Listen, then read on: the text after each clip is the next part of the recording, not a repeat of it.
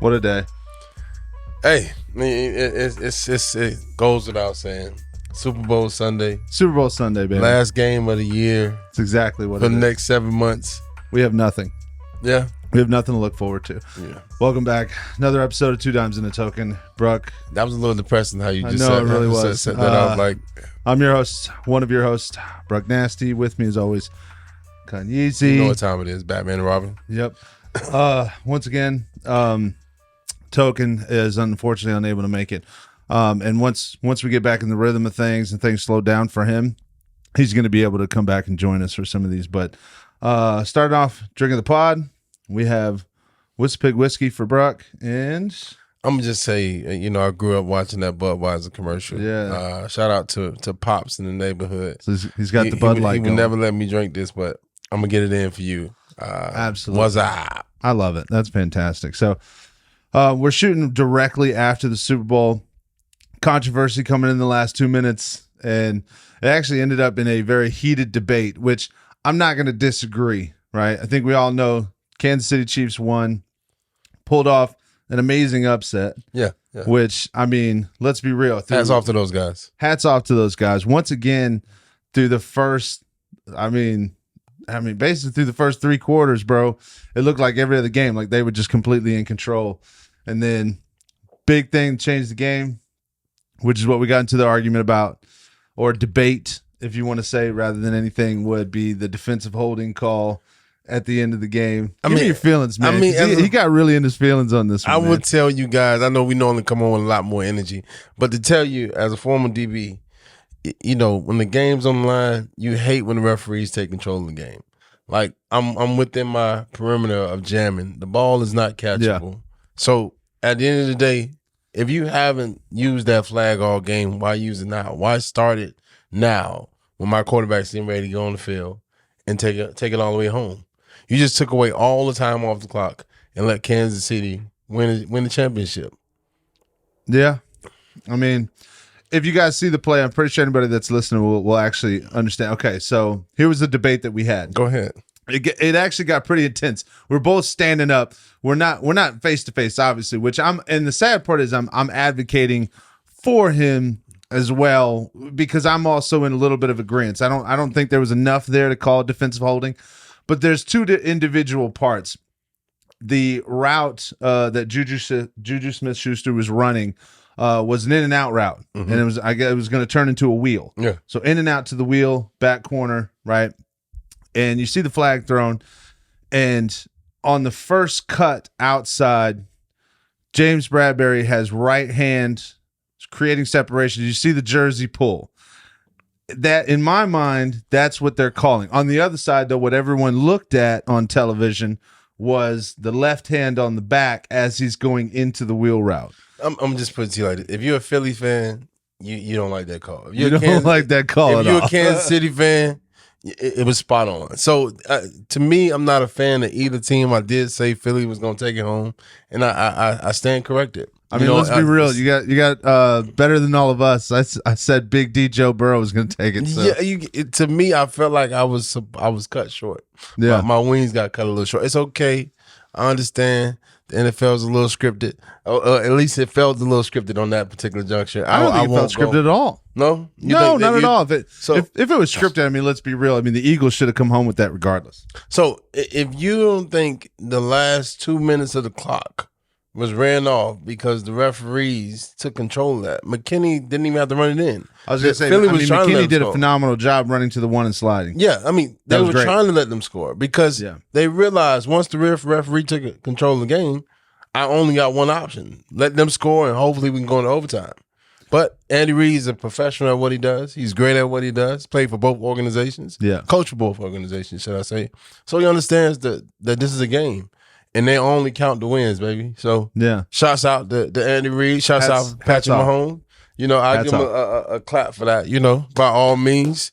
All you Kansas City fans, what a year for you guys. Patrick Mahomes won me everything I asked him.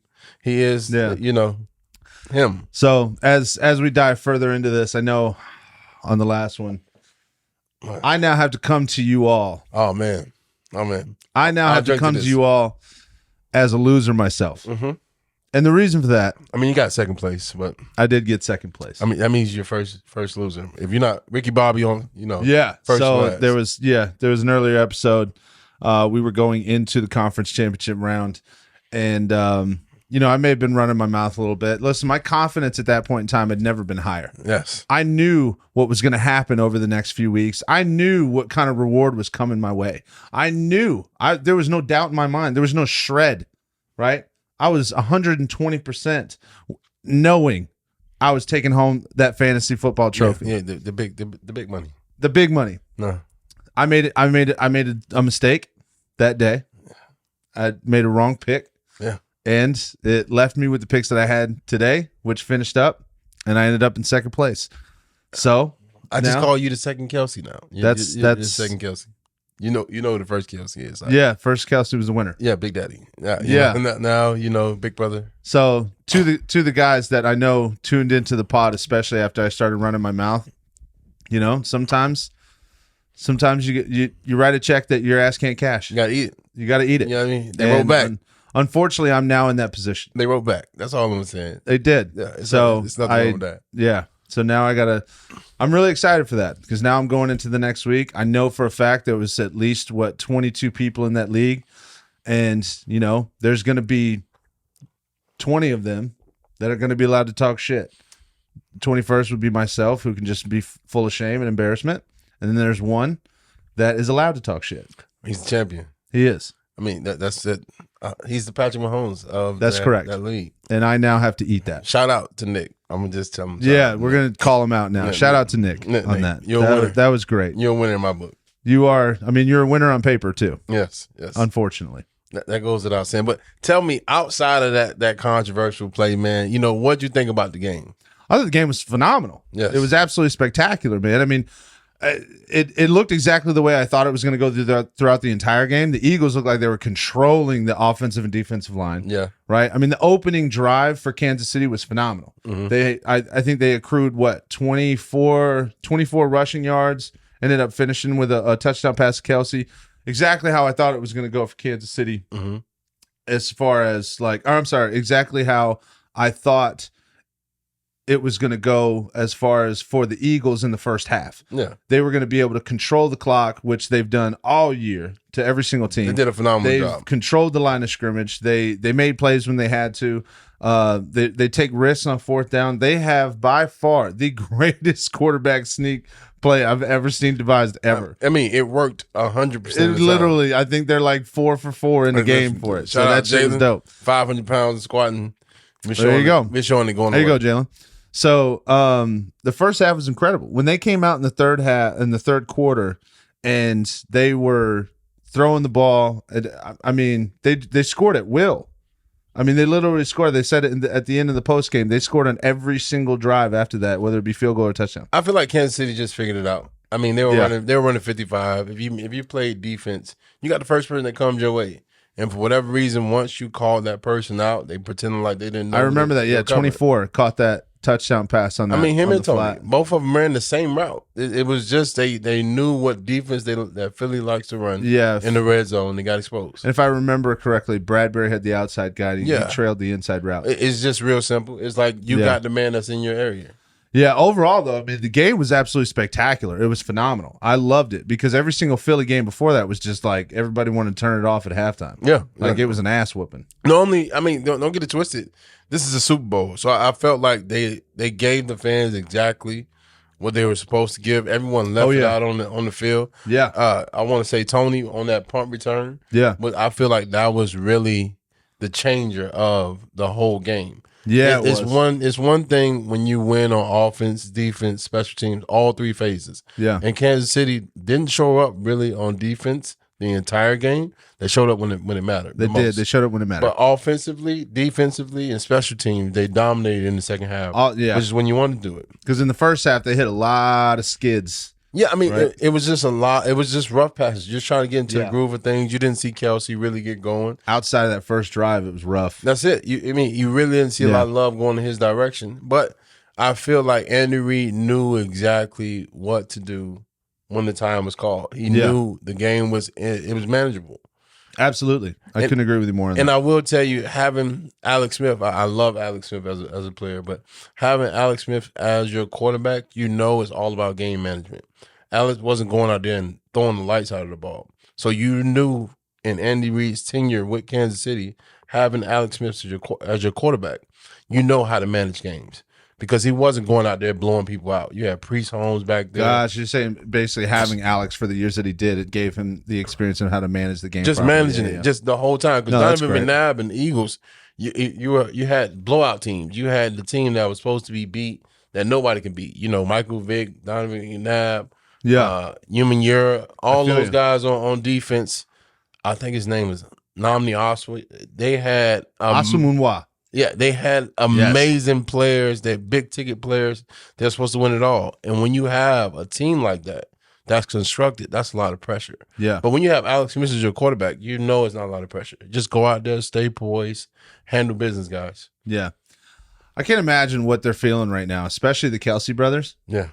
I wonder what Travis Kelsey said to his brother right after the game. I love you. That's all you can say, baby. I love you. I don't know. He had the center Kelsey had he had a little smirk on his face after Travis whispered something in his ear. I mean, you had to He's probably talking a little shit. They had to have a bet underneath the table, like, hey, the winner of this has to pay for dinner for the next. You know what? The best part was, I guarantee you, he probably leaned into that, and he's probably like, we whooped that ass, right? Yeah, I'm big brother. If I am Kelsey, Travis, I'm telling you, like, I'm big brother.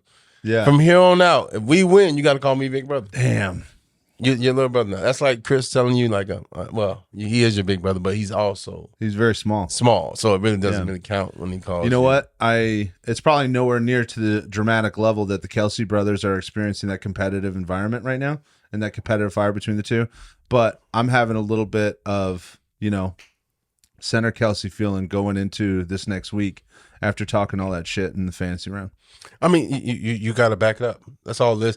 I'm really more concerned about, this being the end of the season. Now I know, man. That's so disappointing, bro. It's not really necessarily disappointing. It gives people something to look forward to. I don't know if you guys tune into any other sports like AFL or anything like that, but it gives you that weekend, that time back. People as Americans, we love our sports. Yes. I mean, you're going into basketball, baseball, and so on and so forth, spring training, and now you're giving all that energy and time to another sport that other people are playing. Well, yeah, no, I feel you on that. I think I'm a little biased though, because I mean, don't get it twisted. I love being, seeing competitiveness, any type of competition. If you look at a competition and you watch TV, you watch basketball or baseball or hockey or anything else, like, it's great to watch. Yes, but at the same time, like, I feel low key very lonely now. Oh, until September. Think about it. Like, we're so close to Tampa. Tampa just got through winning. Tampa Bay Lightning. The Bucks won the championship. Like, most people don't have that happen. 2 years ago, 3 years ago. I'm just saying, but most people don't have that in a lifetime. I've been a Dolphin fan since I can sing the song, and it never happened where I can sing that song, Miami, and we would win the championship. This is true. Every time we talk about 72, a year I wasn't around for. That's correct. To even see it. Yeah, we weren't around for at least another 15 years. So imagine you got the Heat that won the championship. You got the Panthers that did something, but you don't hear anything about the Dolphins. That's the other part of that too. It's like, being a Panthers fan for as long as I have been, like, you really get you get like, you almost lose hope at a certain point, because you're like, we were there in 2015, we were there in 2002, right? And you're just like, dude, when is it going to happen? It's a lot like, especially when you're being a teenager, you're trying to hit that special moment, and we're all going to be adults and understand what I'm talking about. A lot of young boys out there are like, when's it going to happen? When's it going to be my team? Right? I mean, and this is what it's like. I just want it to happen. But I mean, to be honest, obviously, I think we're very far off. I wouldn't say you're far off. I mean, you gotta have, I want to say, faith in your organization. Listen, they made a hiring of the head coach. Whether you like him or not, you still got to give him a chance. It's actually great. You know what? They hired the second guy that was fired midseason. Behind the first one, who was our head coach in that role. But think about it, like, that was wild, dude. When they hired the second guy that got, why did he get fired? It's always something outside. I get why he get fired, but at the same time, like, come on, man. Like you got to. I mean, that dude must have had a hell of an interview. He had to. But the difference is like, how are you going to change this around immediately? You're not. That's the problem. Is number one, you need to find a franchise quarterback in Carolina. That's number one. Okay. You got to find a franchise quarterback, number one. And number two, I mean, you really got to put in an offensive scheme you're going to be able to, push the ball downfield. You're going to be able to put points up. And that's something that we really haven't done since, the Cam Newton era when we did go to the Super Bowl. I mean, we were the number one offense in the league that year. And if I'm not mistaken, I'm pretty sure the number one defense. Yeah. I mean, you dominated. Or number two behind who we played, Denver. But you dominated the entire year. We did. And don't get it twisted. I feel like the defense for Carolina is still good. You have some key components that I can't wait for you guys to come back with. But as you do have a good defense, you win championships with defense. That's true. You just seen the Eagles lose, and it was because they couldn't stop Kansas City when it really mattered the most. I know. That really sucks. That's got to hurt because their defense has really been as good as their offense played, and they've played phenomenally all year. They even scored points when they had Gardner Minshew at the helm. Excuse me, Uncle Rico. But, their defense was the story of their team. Their defense was absolutely elite. They had four guys that played hands in dirt that got 10 plus sacks. I mean, that's wild. Listen, I had Philly's defense all year and Patrick Mahomes all year. That's great. So it was an easy win for me this year. I can't tell you.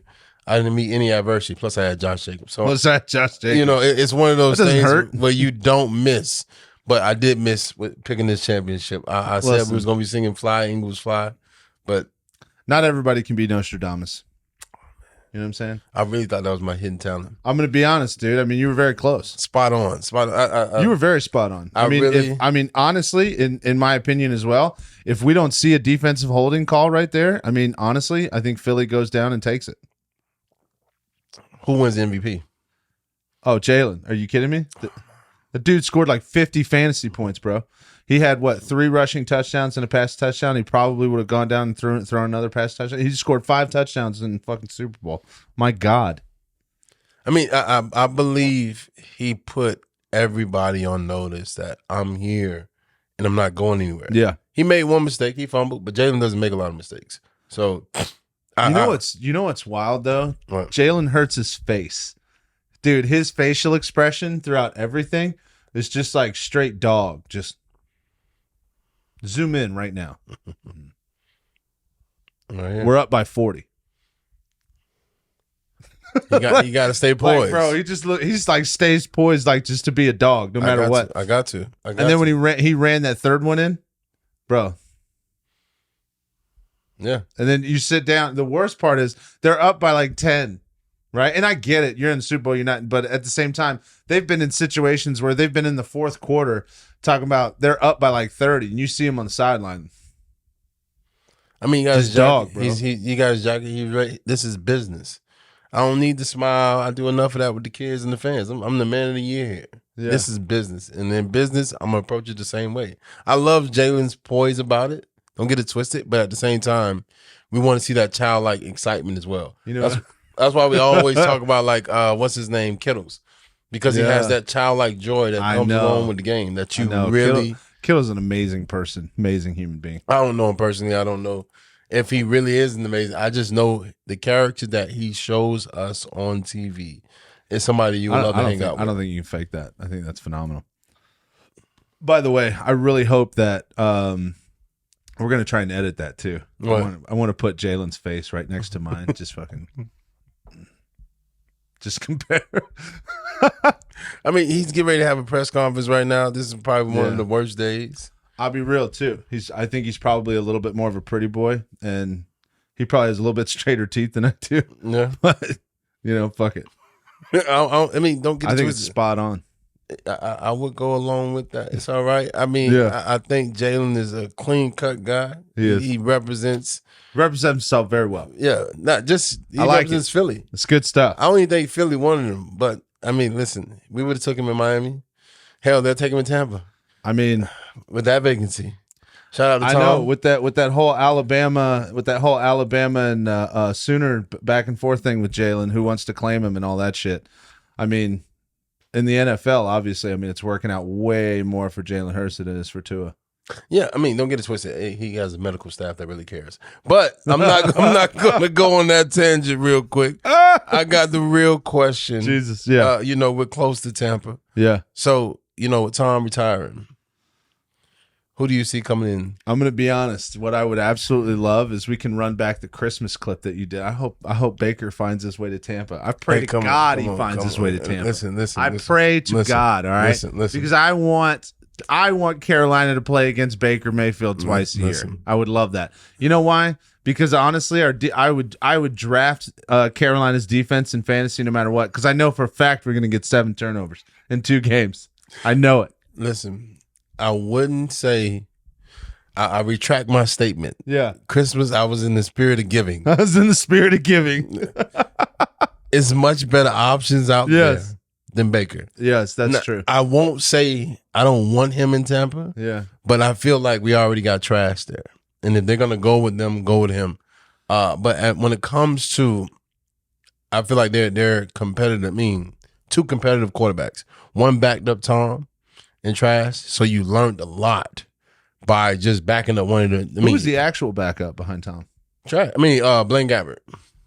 So if I'm not mistaken, Kyle Trask hasn't seen the field in a single actual regular season game. I'm almost certain. You're right. I'm mumbling over that, but I went out and seen throw them. this motherfucker out there. See how it goes. Listen, I went to go see Trash practice. Those boys throw it around, and you can see he's ready. I mean, he was making mistakes, but who doesn't? No, Tom doesn't really throw incompletes in practice, but Trash is just learning, and it's nothing like someone that's just intuitive and wants to learn what's next. Yeah. I mean, those are big shoes to fill. So if you go in with anyone new, it would have to be a veteran. What veteran do you feel is best qualified? It's a lot of veteran quarterbacks that are hitting the free agent market. Who do you feel comfortable replacing Tom Brady with? I mean, nobody, because there is nobody that can replace Tom Brady. If Aaron Rodgers came down to Tampa. I mean, Aaron Rodgers can't replace Tom Brady. I don't care what anybody says. I mean, you can't. It's talking about 7 Super Bowls compared to 1. I'm just saying, as opposed to that, they won't have a rapid decline offensively. You have a Hall of Famer, Mike Evans. That can't be disputed. You got Godwin. As long as he's healthy, they can keep going. Lenny, playoff Lenny. That's what I like to call him. I don't know if we got a regular season Lenny. I feel like he's packing on the pounds. But that's good food. That's good eating in New Orleans. You know what was great? What's that? I got to reference this just because I remember when I saw it. It was, Leonard Fournette did an episode with Bustin' with the Boys. Yeah. Right? And then remember the picture they threw out said he was looking a little big at the beginning of the season. They caught him on an exhale. Right? Yeah. That's what they said. And they said, what do you do? What do you do? What do you play at? So I usually play at, 250, right? 250. How much do you weigh in the offseason? 260. So, okay. That's not bad, right? That'd be big boy Lenny. I mean, think about it. The weight really does throw off timing, but Lenny's always been a bruiser. I was going to say, yeah, he's just a bruising running back. I think a lot of people misconceive what he's supposed to be when it comes to the type of running back he is. He's not a scat back, and he's an every down back, but at the same time, if you're going to be an every down back, you got to be built that way. So honestly, he's built perfectly for the role. We interrupt this episode to bring you Joe's Backyard Barbecue, a delicious, amazing, gourmet-type backyard barbecue meal with the most amazing service and the most amazing person that you can have at the helm, cooking those amazing ribs, the amazing brisket, and all the wonderful spices and barbecue sauces you can imagine. So if you're in the Lake Worth, Florida area, make sure you go and see your boy Joe at Joe's Backyard Barbecue. And now, back to the episode. He is. You want him to be 240. You want him only because the season is a whole lot longer. Yeah. Back in the day when you had 16, 17 games and so on and so forth, it's just they took out the preseason. So you do away with the tireless, your veterans, you don't need to see them go out there and perform. They just have to get the repetitions that they get in practice. So when it comes to getting away from the preseason and all this is live action, you have to have the weight to take on those hits. That's accurate. So I'm not mad at Lenny gaining the weight. and going in that realm. I just need the offense to move a whole lot more fluently. With them getting rid of Brian Leftwich, I feel like Brian didn't do anything to lose the job, but you just didn't win with Tom. You're supposed to win with Tom. Yeah, that's true. That's all it is, the winning philosophy. Accurate. So, I mean, I feel like it's a lot of team that's going to be up in the air. You don't know what's going to look like the next 7 months as we prepare for the off season, the draft, and so on and so forth. Yeah, that's true. You're going to have a lot of quarterbacks get drafted in the first round. Yeah. You're not wrong there. What do you see? I mean, I can even see like Zach Wilson.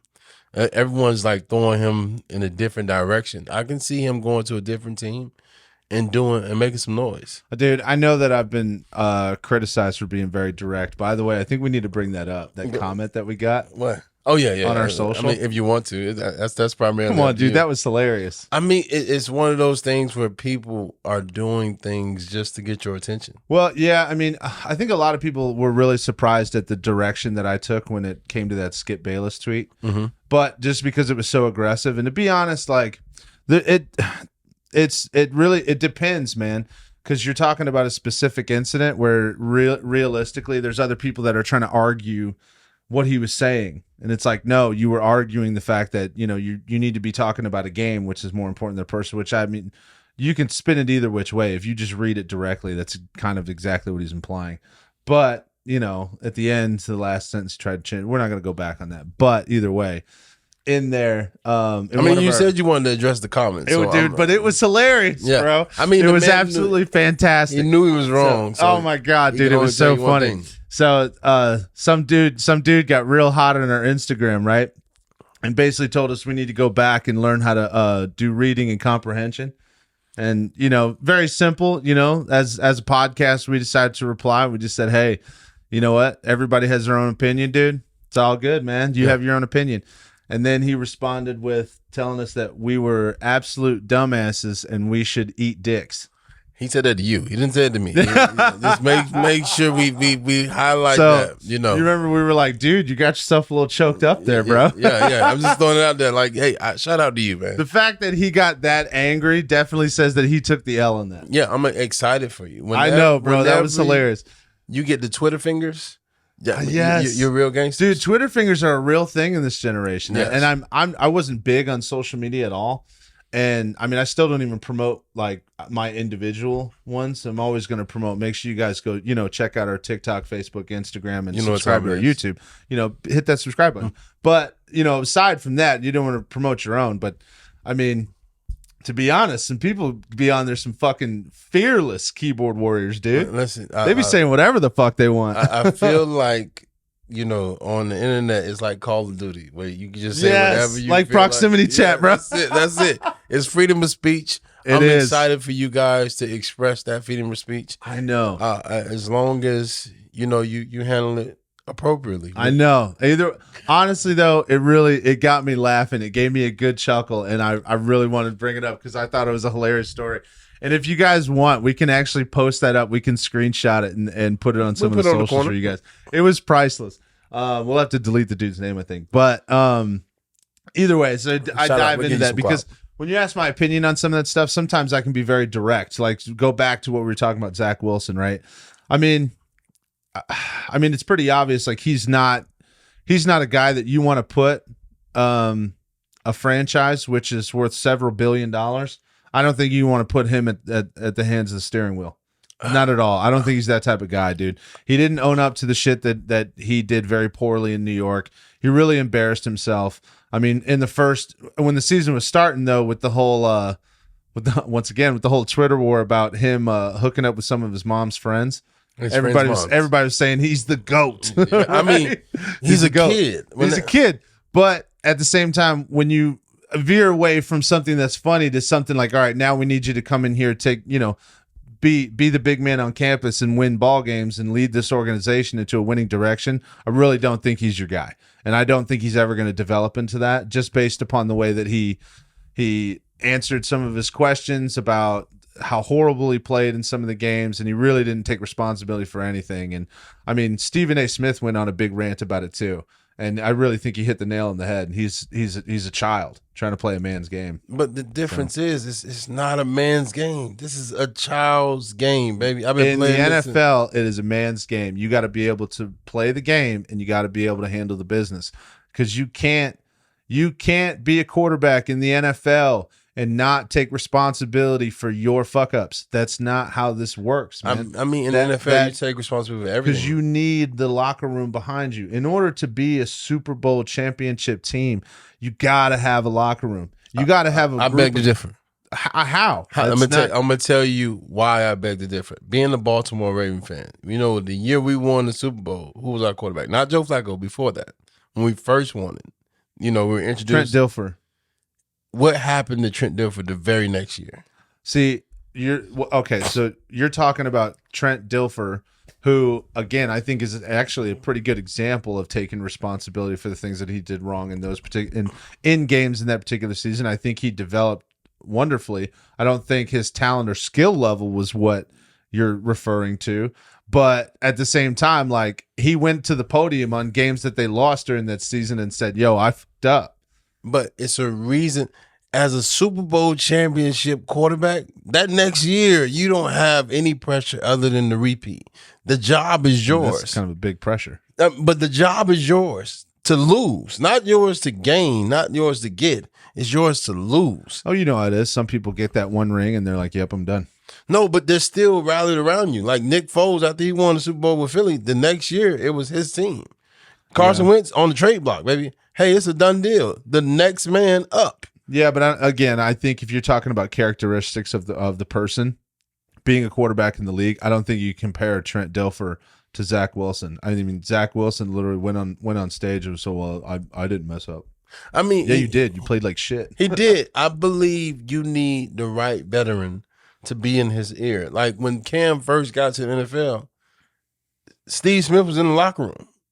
Cam didn't like losing, and Steve let him know this is unacceptable. Yeah, but you need somebody that's going to correct him. If he goes to Oakland, but that also caused problems, which is why Carolina cut him, and he went to Baltimore the next year and fucking roasted Carolina. Yeah, I mean the difference is he had to humble this guy, and if you both two alphas can't exist in the same room, yeah, we're gonna continue to butt heads. So one of us got to go. Yeah. In Baltimore, we're gonna take Smith with open arms, and that was great. We're gonna cater. We're gonna cater to him and make sure he's okay. Meanwhile, Cam was still able to flourish because he understood this is a man's game, like you just said. You got to approach this each and every day as professional as possible. So Cam Newton had the ability to do that. I think he still does that in today's world. Zach Wilson, though, I don't think he has the ability to do that. I'm saying if you have the right veteran, Devontae Adams, for example, if he went to Oakland. You're not just going to throw any type of ball. Hey, we got to be on the same page. We have to be on the same accord. Every year I'm playing this is a year I don't get back. It's a year that's attached to my legacy. You. And I know, I get where you're coming from. I think you're making a great statement. The problem is, and this is where the disagreement's going to come, I don't think you could put any veteran in there and he improves. I don't. I don't. I think that lowly of his character. I mean, but at the same time, I can be very, very critical. And anytime I'm put in a situation where, I mess up, I will be the first one to tell you I fucked up. I messed up, dude. It's on me. You know what I'm saying? But, just based upon what we've seen, I don't know him personally. I'm pretty sure anyone that I do know doesn't know him personally. But from what I've seen, I really don't think that this is a guy that's going to be able to make that type of maturing change. That's like asking Johnny Manziel to stop doing drugs. It's not going to happen. It's rehab for that. Second, rehab when it comes to Zach Wilson, it depends on the coach. Say for example, you got Eric Bieniemy, who just won the Super Bowl, Kansas City Chiefs, offensive coordinator. If I'm the head coach going in, hell, if I'm even at the Broncos, I have expectations for what I accept and what I don't accept. And either you come in, you fall in line, or you leave. Yeah. But you're going to know the expectations coming in. And you don't need to have all the intangibles. If you look at Seattle, Geno, they welcomed Geno with open arms. He didn't come in there as a leader. They just said, hey, we're going to give you your shot. And he relished in that. He definitely took it. But he wasn't a leader when he got into that locker room. When he got into that locker room, he was just like, hey, these are my guys. And they let him know that this is your team to lead. Same thing you can do with Zach Wilson. I get your argument 100%. I think Geno made a great change. I think he's obviously developed a lot and he's still continuing to grow. I just, and maybe it's a little bit, I don't know. Maybe you're right. Maybe it is a little bit.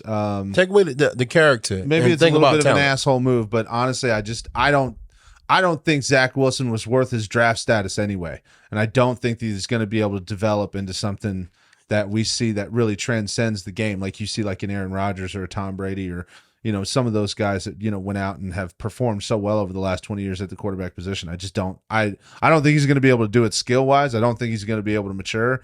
I think he's going to end up very much so a perennial backup for probably 8 to 9 years. And then he's going to retire.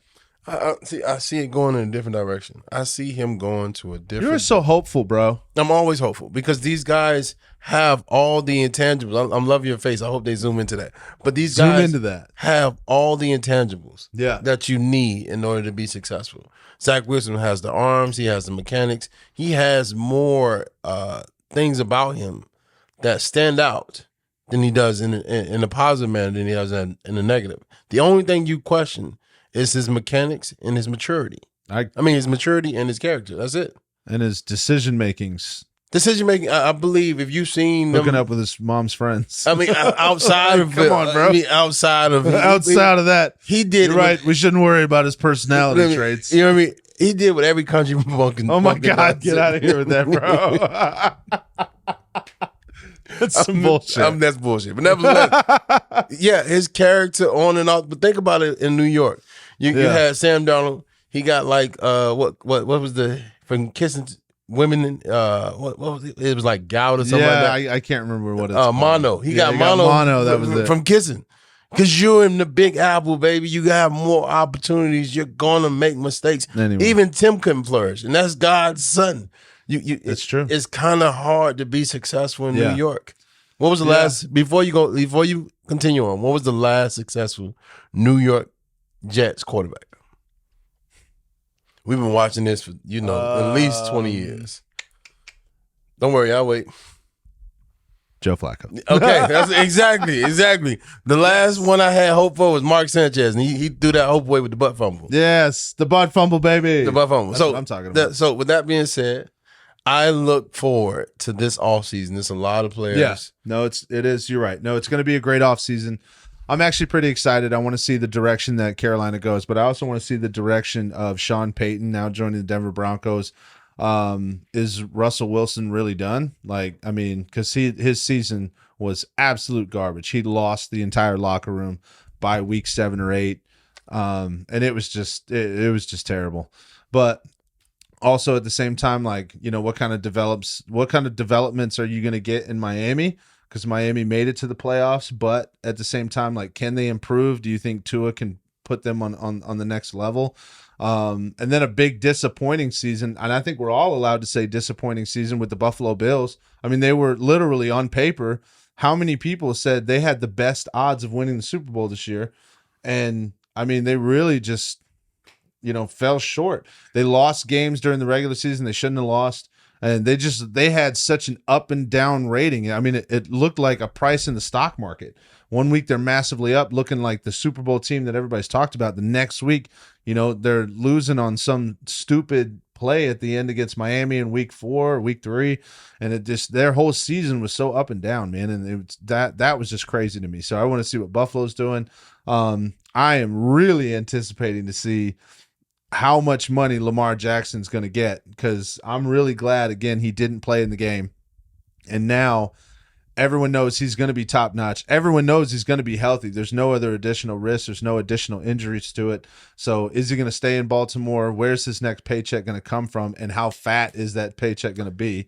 That's going to be huge. We're not letting him go in Baltimore, first of all. Second, that just wouldn't make sense. Our Carolina, offense is predicated off of you. Free cap space. No. He's not leaving. We will franchise tag Lamar. You heard it here first. You heard it here first. We're not letting Lamar go. Yeah. We made the offense predicated off of him. That's true. And when you talk about other teams, everybody has a chance to get better. Yeah, but come on, dude. You got Huntley, trying to do the QB dive from 3 yards out. So Huntley just, he just put a stamp on where his career is going to be at. He was in the Pro Bowl. I mean, he was in the Pro Bowl. I want to say Huntley's a good player. Yeah, he is. He's going to an be athlete. a career backup. Yeah. And I hate to say that about anybody, but you have to show up in big games in order to get that starting look. That's true. Or you can be like San Fran. Just go to San Fran. They're going to drop like flies over there anyway. Let's be real, though. Honestly, you got a big decision of what you're going to do in San Francisco, too. I mean, this is an exciting offseason. Like I said, it's a little bit of a depressing time when football is over. The Super Bowl Sunday is such an emotional up and down day. Yeah. Because you have such a built up anticipation for the game. You're so excited that it's going to be a really good game. You know you're going to have a great time. I'm going to eat a shitload of food. I'm going to feel really fucking fat. But at the same time, I'm watching the championship game. Yeah. I'm watching these two teams that are going to do whatever it takes to hoist the Lombardi trophy, right? And then immediately after that game clock hits 4 zeros. It's depression. No, because you're not gonna watch another game for at least 7.5 months, and it's just damn. You have that really up and down of the day of Super Bowl Sunday, but like you were talking about, I have to think about the outside the box because there's a lot of movement. What's San Francisco gonna do? They already said they're gonna stick with Brock Purdy. He didn't lose the job. Listen, what a stud. He didn't lose it. Like even George Kittle was like, he didn't lose this job. Yeah, like, dude's a stud. He's a stud. Like he's shown he has a place. He does in the NFL. So how many days before Trey Lance hits trade block? What do you mean? He shouldn't make it to March. He shouldn't make it to March. As soon as he's cleared, that's fantastic. As soon as he's cleared, let's get him. As soon as he can pass physical, yeah. Let's get him to his next destination. Good. So kind of go through all the different teams, but I think we've hit our point there. There's a lot to look forward to. Yeah. Even though the next game isn't until September, but there's a lot to look forward to in the movement, especially if like if you're like me, I love watching sports, but sometimes, it's like you try to drink that ice cold water, but it just doesn't seem to satisfy. Like once football starts back up, all of a sudden it's like, damn, I feel good again. The world makes sense again. But the difference is right now, if you're in Kansas City, you got a parade to look forward to. That's correct. You have a parade to look forward to this coming week. These guys should be celebrated. If you're Absolutely. If you're Tariq Hill, you're like, man, I made the best decision financially. I made the best decision for me. For me, I don't think that's really true anymore. I mean, he's already got a ring, and now he's got way more money to go with it. The difference is you were going to make the money just by playing in the postseason. Continue to keep playing, more endorsements, more things that are geared towards you. You're not wrong. And it's really a 3-head monster. That's true. It started with you, but it's ending. It's bad when the show goes on without you. Yeah. Well, I think we should probably wrap up on the football gig. So Gotcha. Now this episode is really predicated. We're really breaking down NFL's final Super Bowl game. Gonna kind of obviously we dove into a little bit of off season. We'll be bringing up some other stuff. We'll probably be talking about some other sports a little bit later as the year goes along. But I think the biggest things to look forward to, aside from the NBA or the NHL, are the next guests that we are going to have to offer here at Two Dimes and a Token. That's going to be the really exciting thing for people to look forward to. So tell them what they're going to look forward to. I mean, listen, we have Matt Wilson is coming on, right? 4 years running, best trainer in Baltimore. And be more. Absolutely phenomenal guy. We have Big Surge coming on. Yeah, we brought him on. We actually ended up going back, shooting a second episode with Sacred Arts Tattoo, which I'm going to tell you right now, it did so well. Viewer discretion advised on that particular episode. We want everybody to view. We want everybody to love it. Make sure you hit the like button, right? Get the algorithm fucking working. But for that particular episode, if you have a little bit of a weak stomach, I wouldn't listen to it. We had a lot of big personalities came out. We went into a little bit more detail of some tattoos and things like that. But it's a lot. It's fun. It's always fun when you got a lot of alphas on. Absolutely, on the and Mike and Matt are phenomenal guys. Man, they're alphas at the truest nature, and when you just let them speak, it flows. It man. flows, and they're a bunch of great dudes, and they just have a phenomenal sense of humor. If you got a great sense of humor and you're not uptight, you're gonna love the episode, Yes. right? And you're gonna enjoy every part of it. And if you don't, then that might be one I would just click that view real quick, hit that like button, and then dip out after the first 5. That's all. Okay, that's all you got to do. Listen, I encourage you to listen. You can learn. That's right. You can learn something. It's not just about what we shared in the beginning or all throughout the middle. If you just fast forward all the way to the end of that, I believe Matt says something, you say something. Oh yeah, there's some great points brought up in that pod. Whenever you get down to the nitty gritty, I tell everyone, it's that Matt asked a serious question. He says, "Why do we do podcasts?" And I say, "It's because men don't talk." And that's true. I only say that again because I want you as listeners to understand that as men, we always have to come up with excuses. Let's go golfing. Let's play video games and just sit down and talk about what's going on in your life, what's going on, what adversities you're feeling, and so on and so forth.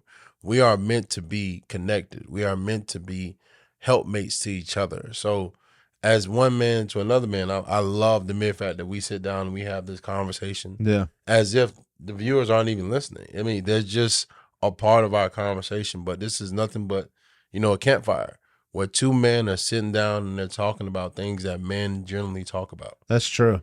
Absolutely. I love that shit, man. Give me that 3 real quick.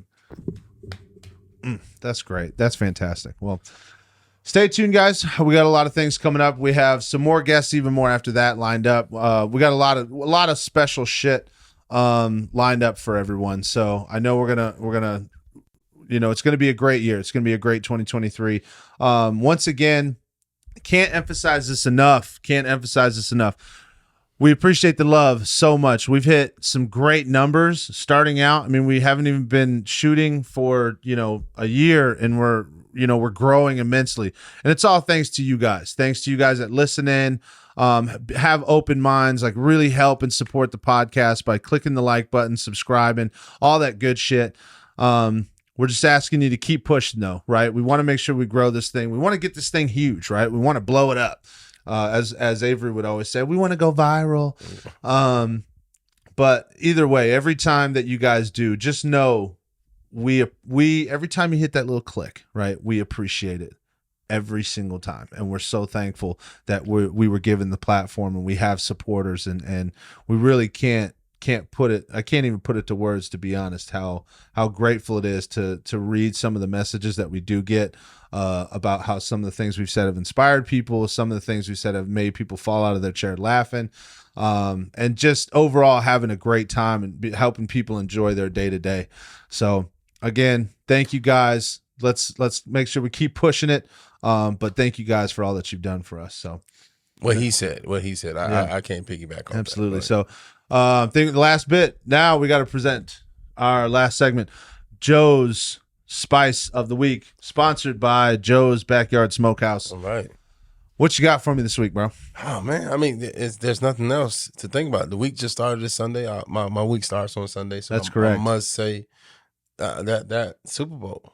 It did not leave a stone uncovered. I didn't want to miss a moment. I think I loved the Rihanna performance. Yeah. Just to see her back out there in her best light. I'm all about women empowerment along those lines. I feel like she put on a good show.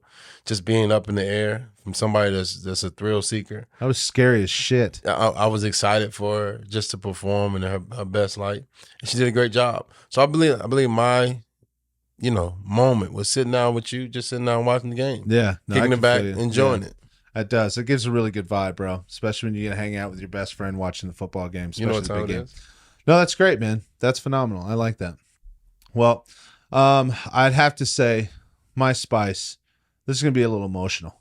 It's gonna be a little tight knit, baby. Yeah. You know what I'm saying? Oh, go ahead. I would love to hear this one.